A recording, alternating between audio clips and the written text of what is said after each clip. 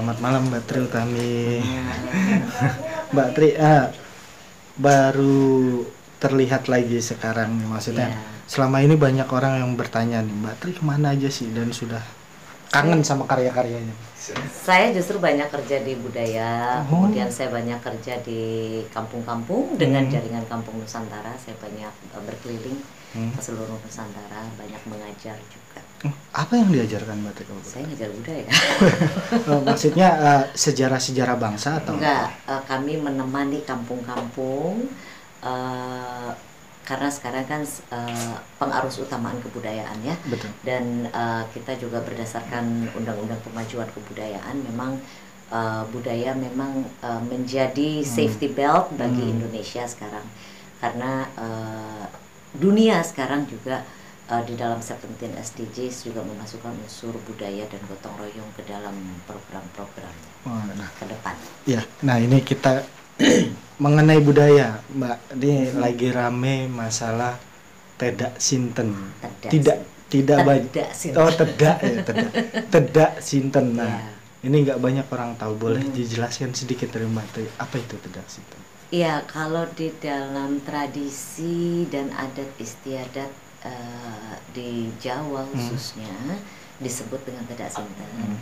Tedak Sinten itu menandakan bahwa seorang anak itu mulai berjalan atau menapak tanah, begitu.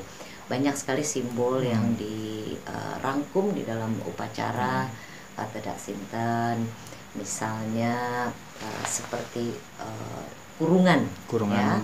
Kurungan itu menandakan semacam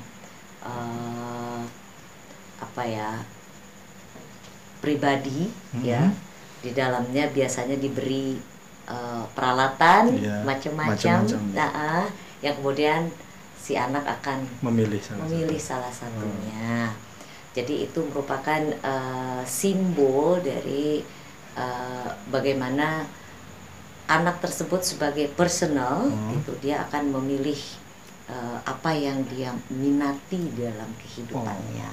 Berarti, tapi itu tidak maksudnya tidak dalam harfiahnya dia akan menentukan masa depannya seperti apa, tidak seperti itu kan? Saya rasa tidak adat istiadat dan tradisi kita tidak se-letterlock itu ya. Artinya tidak dibaca secara langsung.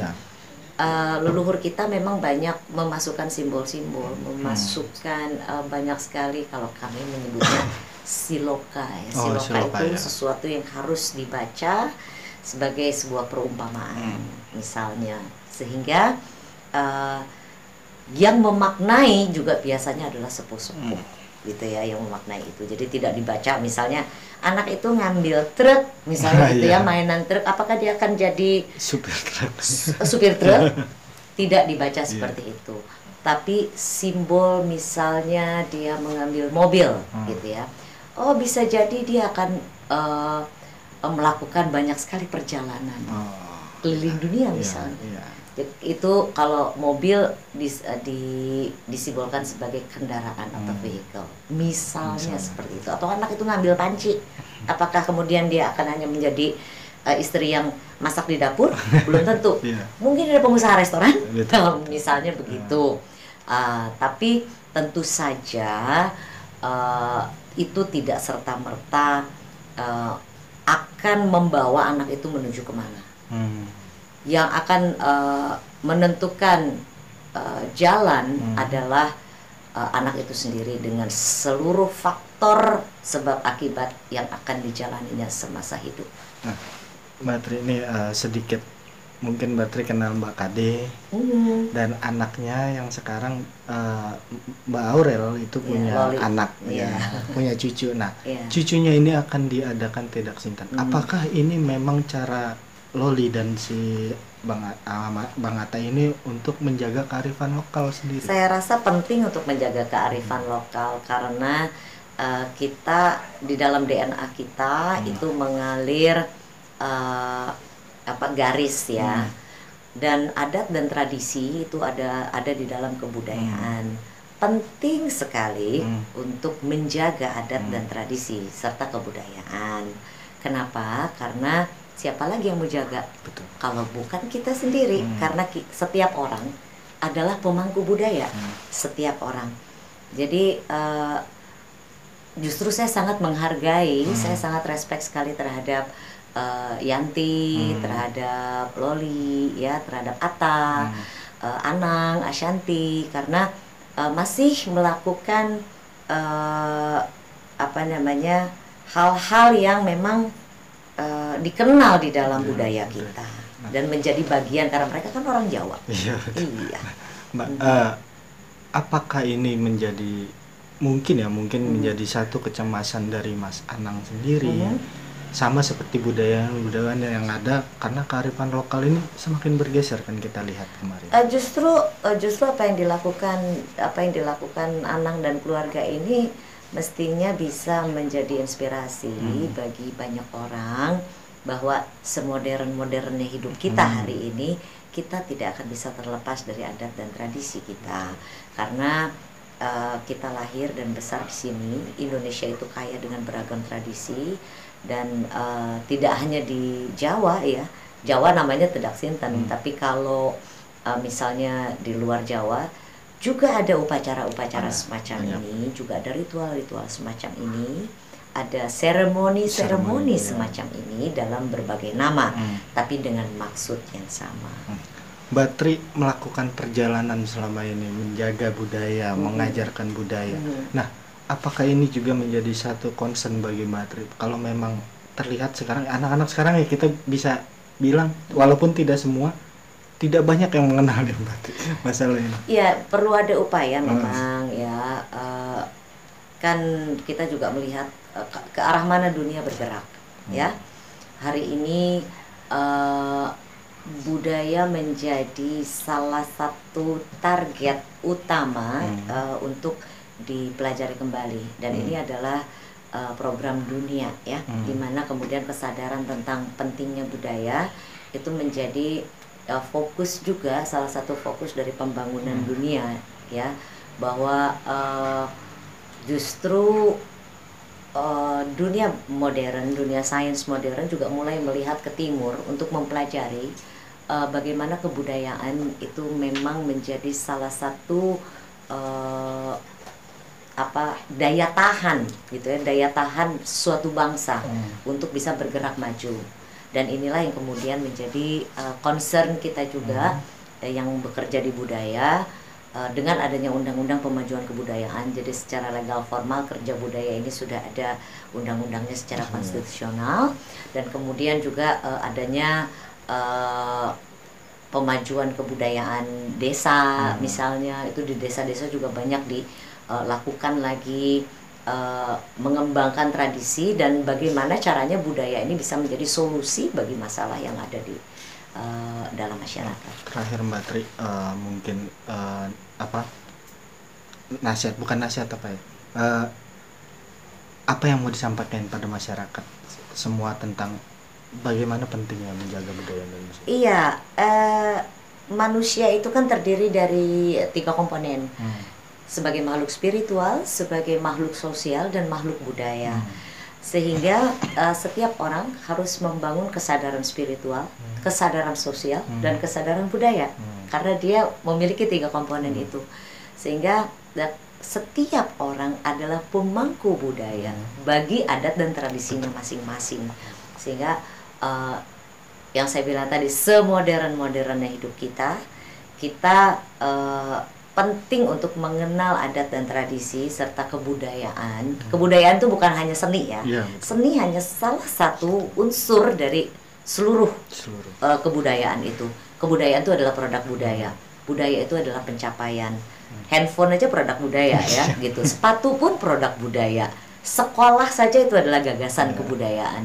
Sehingga kita sebagai manusia itu memang perlu mengenal kembali, mengenal ulang, menelusur ulang siapa diri kita, dari mana kita berasal, siapa kita, itu perlu kita jawab. Sehingga kita perlu menjawab itu melalui pengenalan dan kesadaran terhadap budaya. Mari kita hidupkan kembali budaya kita, karena Indonesia terlampau kaya dan barangkali yang paling kaya di dunia. Terima kasih Mbak Tri. Kita langsung aja ke permasalahan. Bang John, ini tentang masalah tedaksiten ya. Bisa dijelaskan sebenarnya tedaksiten itu apa ya, Mas? Ya, tedaksiten itu artinya turun ke tanah. Ini merupakan suatu tradisi yang memang dipakai para leluhur, khususnya orang Jawa Tengah ya, yang untuk memberikan suatu kayak semacam upacara bayi yang berusia 7 bulan. Dan tebak siten ini memang merupakan suatu tradisi yang sekarang tuh jarang, mungkin kita jarang lihat ya. Tetapi pada saat zaman dahulu itu selalu dilakukan terhadap anak-anak yang berusia 7 bulan. Untuk agar apa? Untuk bisa menunjukkan suatu ketika nanti dia besar, dia bisa mempunyai tadi arah hidup yang benar gitu.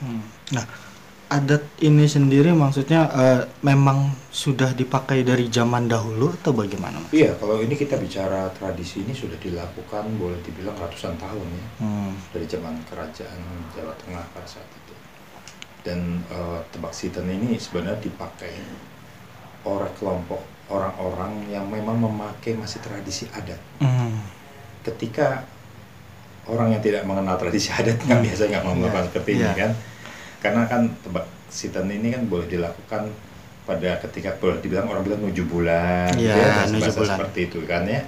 Nah itu pun yang bersifat tanggal ganjil.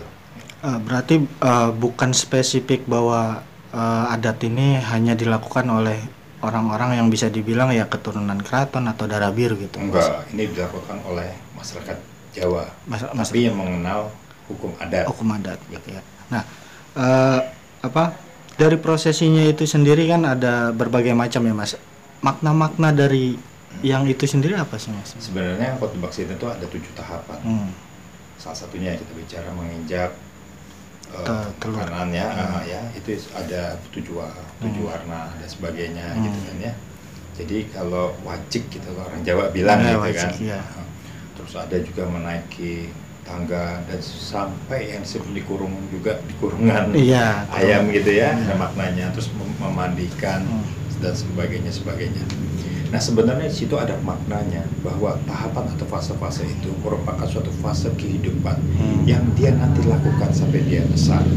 Jadi menunjukkan bahwa suatu ketika bayi nanti akan dituntun di dalam hidupnya untuk menjadi orang yang benar, artinya benar, orang yang baik, dan sifatnya itu tadi bisa menunjukkan bahwa dia mempunyai suatu kehidupan yang punya tujuan ya, hidup yang positif gitu loh.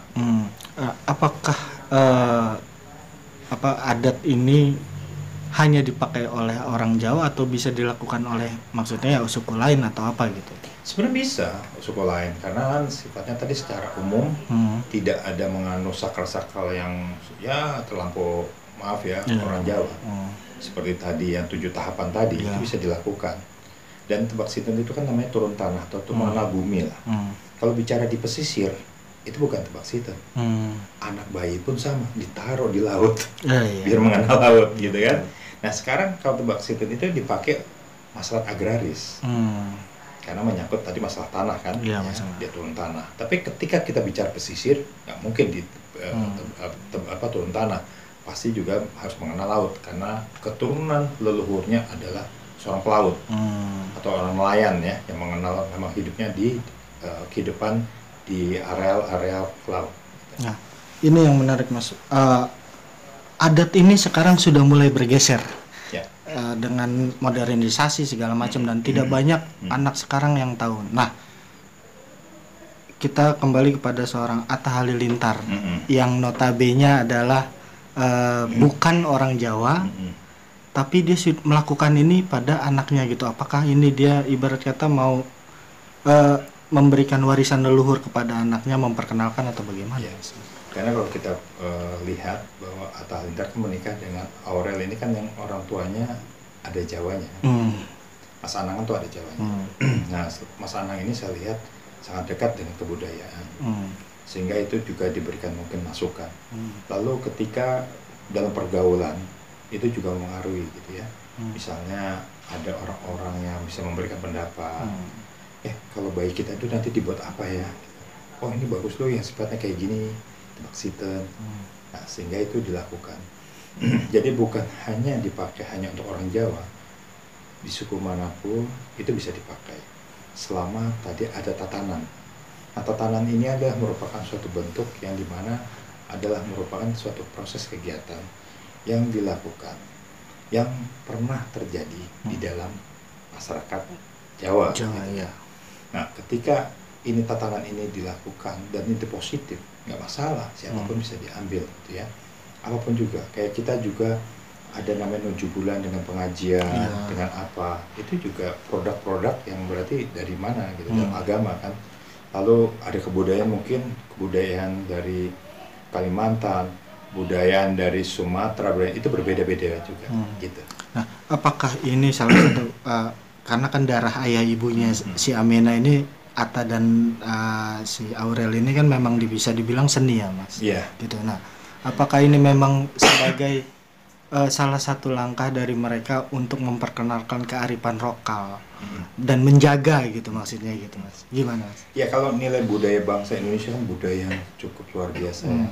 Budaya yang begitu macam ragam, aneka ragam, dan budaya-budaya yang kalau kita lihat dari Sabang sampai Merauke merupakan suatu kekayaan.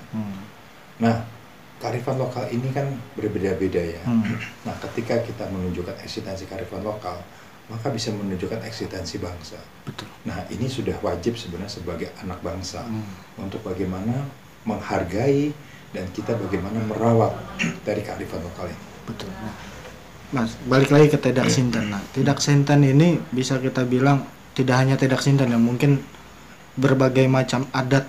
Bisa dibilang bangsa Indonesia itu kaya dengan adat istiadatnya. Nah, ini sudah mulai bergeser. Kekhawatiran Mas Gian sebagai budayawan sendiri bagaimana? Iya, jadi menurut saya begini. Masyarakat sekarang ini kan kita tahu bahwa kita dikelilingi dengan kehidupan digitalisasi. Betul. Dan kehidupan transformasi yang luar biasa ya. Yang dari mana impor-impor kebudayaan dari luar negeri masuk ke kita. Nah, anak-anak sekarang itu tidak banyak, menurut saya, yang tidak banyak baca, mengenal sejarah. Nah, sehingga yang dilihat adalah keadaan kondisi yang sekarang. Misalnya pop yang di Korea. Terus bisanya mungkin dengan kondisi komunitas yang mungkin ya, atau penyanyi kehidupan orang-orang yang di Amerika dan sebagainya. Sehingga anak sekarang itu tidak mau menelusuri lalu mempelajari bagaimana kebudayaan atau kearifan lokal. Sehingga ada karakter yang bergeser. Karakter yang bergeser ini yang membuat kita jadi prihatin. Ketika saya masih kecil, saya bisa melihat bagaimana masuk daerah di mbah saya gitu ya. Itu kearifan lokal itu sangat kuat sekali. Pertama dari segi untuk menerima tamu, dari cara kita makan, dari cara kita berhubungan dengan orang yang lebih tua. Nah sekarang ini anak-anak sekarang tuh dia tidak ada, bukan semuanya ya, tapi kebanyakan anak-anak sekarang itu dia melepas daripada bahwa kebudayaan bangsa yang begitu luar biasa ini tidak dipakai. Arti tidak dipakai itu tidak dipelajari, tetapi senang mempelajari kebudayaan yang tadi, yang instan, yang misalnya dengan gayanya, gaya popnya, dengan gaya-gaya ya boleh dibilang anak-anak sekarang tuh senang lebih lihat yang ya itulah perkembangan modern ya gitu. Nah ini kita harus prihatin, ini harus ada suatu bentuk atau suatu lembaga yang bisa memberikan suatu wadah dan pemikiran. Misalnya suatu lembaga ini sebenarnya ini ada di Departemen Kebudayaan yang bukan hanya kebudayaan saja merawat barang-barang, tapi bagaimana kita memberikan suatu pemikiran agar budaya ini bisa masuk ke dalam anak bangsa. Artinya berarti dengan cara Atta melakukan itu kepada anaknya, bukan berarti dia show off atau apa, tapi lebih untuk mengedukasi masyarakat juga berarti ya. Iya, jadi sebenarnya kan ini kan bagus ya, memberikan suatu contoh pelajaran tentang bagaimana kondisi nenek moyang kita, leluhur kita, untuk memberikan suatu proses-proses yang mana dilihat daripada perkembangan zaman itu bisa dipakai. Kayak tebak sitan ini kan kalau kita lihat coba ada tahapan-tahapan. Bagaimana ketika anak turun tanah. Jadi seperti itu, dan saya perhatikan memang Atta Halilintar ini menjaga kearifan lokal. Nah, terakhir, Bang, dengan Amina diadakannya tebak sinten ini kan konon katanya dari anak-anak terdahulu juga, maksudnya di zaman dulu juga. Iya. Ini lebih menjaga norma si anak nanti ke depannya untuk lebih patuh, lebih ini. Nah, ini bagaimana Mas ngeliatnya? Iya, ketika anak itu kan ada kepercayaan secara sakral ya. Apabila melakukan tebak sinten itu anak tuh akan terarah hidupnya. Dia nurut, bertanggung jawab dan cinta kepada orang tua. Itu aja. Gitu. Baik. Terakhir, sebagai budayawan ada masukan apa maksudnya untuk netizen tentang budaya kita, kearifan lokal yang udah akhirnya menghilang ini, Mas? Bagaimana sekarang anak-anak sekarang itu kita tingkatkan, pertama membaca sejarah masa lalu. Kalau kita tidak mengenal sejarah, kita tidak mengenal diri kita. Kita ini orang siapa, bangsa apa. Dan kita harus membiasakan juga selain membaca, lalu kita menonton sesuatu bentuk yang dimana adat kebudayaan yang terjadi di setiap daerah itu merupakan suatu kekayaan. Nah, kekayaan ini harus diinventarisasi lalu diberikan suatu aset yang dimana kita juga sebagai orang tua memberikan juga pandangan terhadap anak-anak kita. Ini bukan tugas anak, tapi tugas kita yang lebih tua. Kita memberikan masukan terhadap anak-anak kita agar pertama membaca, menceritakan, lalu mengedukasi. Nah, ketika budaya ini ada impor tadi yang kira-kira kurang baik, maka dia akan memilih membentengi lah. Iya, minimal pembanding. Jadi bukan tidak mungkin ketika ada impor kebudayaan dari luar sehingga nanti terjadi ada barriernya. Nah, ini yang berbahaya. Jadi anak menganggap bahwa kebudayaan yang ada yang sekarang ini lahir di Indonesia itu hanya dongeng. Padahal kebudayaan ini kita tahu bahwa bangsa Indonesia merupakan suatu bangsa yang besar yang punya banyak kebudayaan, ragam kebudayaan, dan merupakan boleh dibilang suatu negara yang punya kekayaan luar biasa ragamnya. Tetapi bagaimana kita tetap menjadi satu kesatuan Republik Indonesia. Terima kasih Mas. Saya pekerjaan saya itu kalau orang lihat dan orang mendengar kok banyak banget ya yang dijalanin gitu. Nah, memang saya selalu jadi multi talenta ini memang bukan di Jakarta aja, karena saya belajar waktu saya masih di daerah di Ambon. Jadi menurut saya fashion itu kalau kita belajar tentang fashion, sebaiknya kita belajar tentang keseluruhan daripada fashion tersebut. Ini sangat menarik buat saya ya, karena Atta dan Aurel ini sebelum mereka menikah itu saya ngikutin terus dari fashion mereka. Sebelum menikah itu mereka dari rambut sama-sama warna ungu sama-sama ya, sehingga pada waktu itu saya ingat banget itu sekitar tahun 2000 kalau nggak salah 2019 kalau nggak salah, itu orang pada ngikutin warna ungu semua. Saya pun begitu ya kan, saya ngikutin warna ungu, sehingga saya waktu itu kasih rambut Barbie Kumalasari itu warna ungu gitu. Nah, berjalan dengan waktunya itu terus mereka mau menikah aja itu sangat meriah banget ya. Nah, tidak terlepas dari semua fashion mereka ini sangat menarik buat saya ya, karena saya melihat dari sisi pasangan muda yang mana mereka sangat in love ya, terus mereka menikah dan pada waktu itu sangat meriah banget, saya suka banget pernikahannya waktu itu, desain apapun pada waktu mereka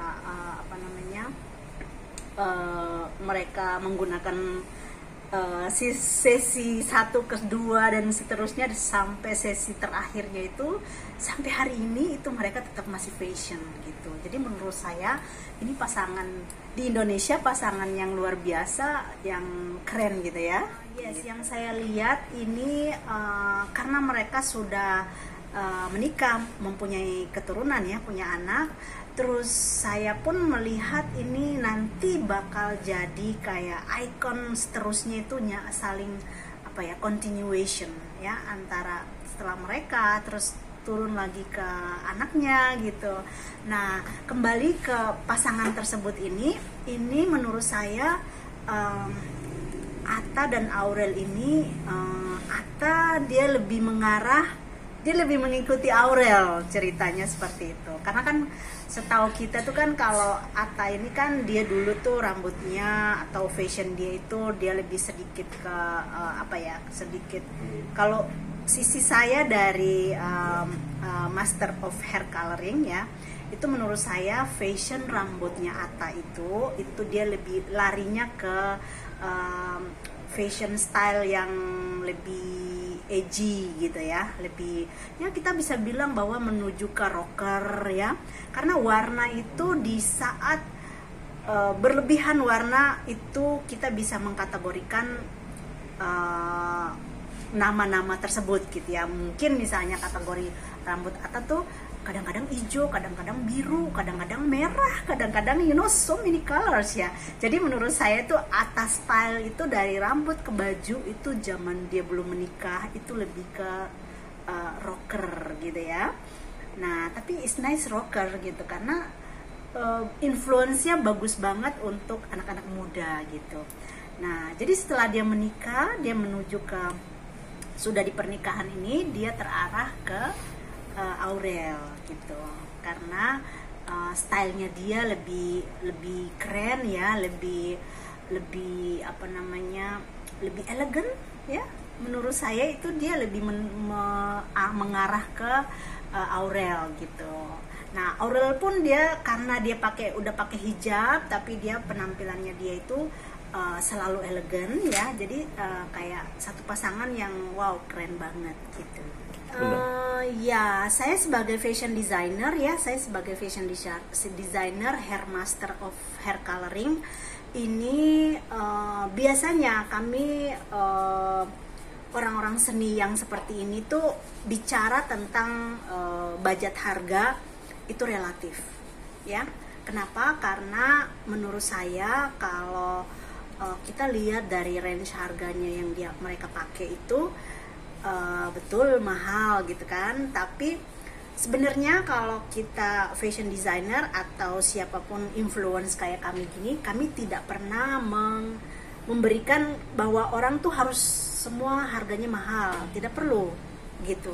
Karena yang namanya kita orang seni kan kita jualnya apa aja gitu kan, kita jual misalnya kita jual rambut nih supaya dia nggak terlalu mahal banget gitu ya kan, atau baju nih supaya dia nggak terlalu mahal banget, bagaimana caranya, sekalipun tidak seperti Atta banget tapi at least ada di level penampilan Atta supaya dia, yang namanya orang zaman sekarang kan dia ngikutin tren gitu.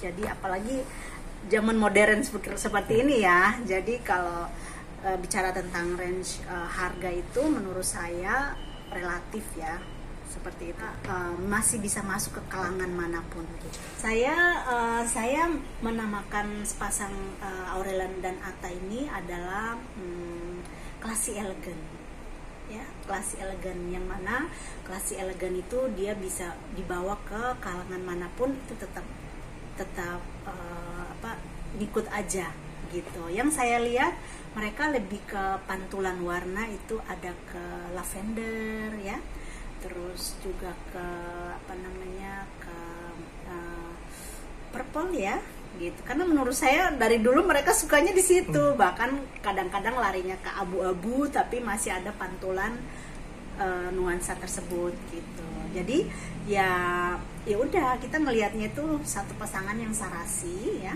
terus anaknya ini sangat menarik dan so cute. Namanya si Amena. Wow, so happy. Saya happy banget melihat sepasang Atta dan Aurel ini, dan mereka sangat antusias banget membangun fashion. Bahkan sekarang menuju ke anaknya ini ya, masih kecil ini, 7 bulan mau dirayain ya, 7 bulan ini ya, itu pun sudah dikasih yang pernak-pernik lucu banget kayak pita lah apa gitu. Itu satu inspiration buat mereka membangun apa yang mereka sudah diberi kepada Tuhan gitu. Nah itu dia saya bilang satu apa namanya menakjubkan ya, dan satu berkah yang mana mereka sudah dapetin. Terus udah gitu mereka pun sekarang tuh kayak memetik hasil yang sudah mereka jalanin seperti ini selama ini. Dan saya yakin Amena ini dia akan jadi satu ikon yang mana lebih daripada ibunya mungkin karena 2 ikon ini udah sangat hebat gitu loh ya. Seperti itu.